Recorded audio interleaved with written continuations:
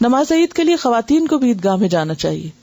حضرت ام عطیہ رضی اللہ عنہا سے روایت ہے کہ رسول اللہ صلی اللہ علیہ وسلم نے حکم دیا کہ دونوں عیدوں کے دن ہم حیض والی اور پردہ نشین یعنی ساری عورتیں سب عورتوں کو عیدگاہ میں لائیں تاکہ وہ مسلمانوں کے ساتھ نماز اور دعا میں شرکت کریں.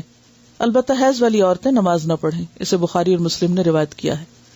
بعض مسلمانوں کے علاقے ایسے ہیں کہ جہاں عورتوں کو نکلنے نہیں دیتے. تو اب یہ جو عید کا موقع ہے خوشی کا موقع ہے، اور اس خوشی میں سب کو ایک دوسرے کے ساتھ ملنا جلنا اور ایک دوسرے کے ساتھ شریک ہونا جو ہے اس خوشی میں اضافہ کرتا ہے. اور اس میں خاص طور پر آپ دیکھیے کہ یہ بھی کہا گیا کہ جن کو نماز نہیں پڑھنا وہ بھی جائیں عیدگاہ میں. کس لیے؟ تاکہ دعا میں شریک ہوں، اس خیر میں شریک ہوں، یعنی عورتیں بھی محروم نہ رہیں. عید کے روز غسل کرنا، خوشبو لگانا اور مسواک کرنا مستحب ہے. عید کے روز اچھے کپڑے پہننا مستحب ہے. عید الفطر کی نماز کے لیے جانے سے پہلے کوئی میٹھی چیز کھانا سنت ہے. حضرت انس بن مالک رضی اللہ تعالی عنہ فرماتے ہیں کہ رسول اللہ صلی اللہ علیہ وسلم عید الفطر کے دن کھجوریں کھائے بغیر عیدگاہ کی طرف نہیں جاتے تھے، اور نبی صلی اللہ علیہ وسلم کھجوریں تاک کھاتے تھے. تاک کا کیا مطلب ہے؟ 1 یا 3 یا 5، کیونکہ اللہ تعالیٰ کو وطر پسند ہے. عید الاضحیٰ کے روز اپنی قربانی کا گوشت پکا کر کھانا اور اس سے پہلے کوئی چیز نہ کھانا مستحب ہے. نماز عید بستی سے باہر کھلے میدان میں پڑھنا سنت ہے.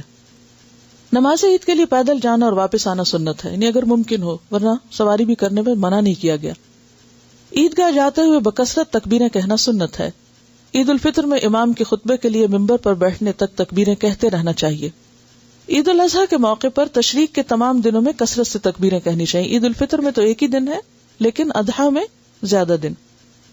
عیدین کی نماز تاخیر سے پڑھنا ناپسندیدہ ہے، یعنی بہت لیٹ نہیں کرنی چاہیے نماز.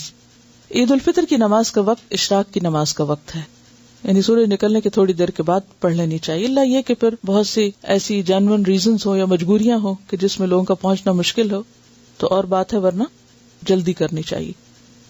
عید الاضحیٰ کی نماز جلد اور عید الفطر کی نماز نسبتاً دیر سے پڑھنا مسنون ہے. عید الفطر اور عید الاضحیٰ کی نماز 2 رکعت ہے. نماز عید کے لیے آذان ہے نہ اقامت. عیدین کی نماز میں پہلے نماز اور پھر خطبہ دینا مسنون ہے، یعنی نماز پہلے ہوگی. عیدین کی نماز میں 12 تکبیریں مسنون ہیں. پہلی رکعت میں قرات سے پہلے 7 اور دوسری رکعت میں قرات سے پہلے 5 تکبیریں کہنی چاہیے. نماز عید کی زائد تکبیروں میں ہاتھ اٹھانے چاہیے. نماز عیدین کی 2 رکعتوں میں سے پہلی رکعت میں سورۃ الاعلی اور دوسری رکعت میں سورۃ الغاشیہ پڑھنا مستحب ہے. نماز عید سے پہلے یا بعد کوئی نفل یا سنت نماز نہیں. نماز عید کے بعد تقبل اللہ منا و منکا کے الفاظ سے ایک دوسرے کے اعمال صالح کی قبولیت کی دعا مانگنا درست ہے. یعنی اس کا کیا مطلب ہے کہ اللہ ہمارے اور تمہارے اعمال قبول کرے، کیونکہ رمضان کے بعد جب عید آتی ہے یا پھر قربانی کی عید میں بھی، حج کے بعد جو ہوتی ہے، مسلمان کی خوشی کب ہے؟ اللہ کی اطاعت میں اور اس کی عبادت میں. تو عبادت کے بعد جو خوشی ہے وہ حقیقی خوشی ہے، اور پھر عبادت کے بعد فکر کس چیز کی ہوتی ہے؟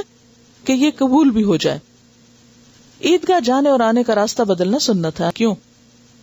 راستوں میں فرشتے کھڑے ہوتے ہیں نا، وہ دعائیں کرتے ہیں.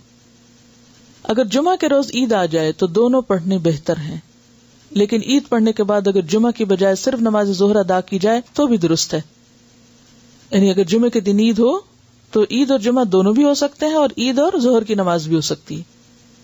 ابر کی وجہ سے یعنی بادل کی وجہ سے شوال کا چاند دکھائی نہ دے اور روزہ رکھ لینے کے بعد معلوم ہو کہ چاند نظر آ چکا ہے تو روزہ کھول دینا چاہیے. اگر چاند کی اطلاع زوال سے قبل ملے تو نماز عید اسی روز ادا کر لینی چاہیے. اگر زوال کے بعد یعنی دوپہر کے بعد اطلاع ملے تو نماز عید دوسرے روز ادا کی جائے گی، کیونکہ نماز عید کا وقت ظہر سے پہلے پہلے کا ہے. اگر کسی کو عید کی نماز نہ مل سکے، رش میں پھنس گئے یا بیماری کی وجہ سے عیدگاہ نہ جا سکے، تو اسے 2 رکعت تنہا ادا کر لینی چاہیے. جیسے اگر آپ لوگوں کو کوئی لے جانے والا نہیں یا کوئی بھی ایسا مسئلہ ہے تو گھر میں آپ 2 نفل پڑھ لیں.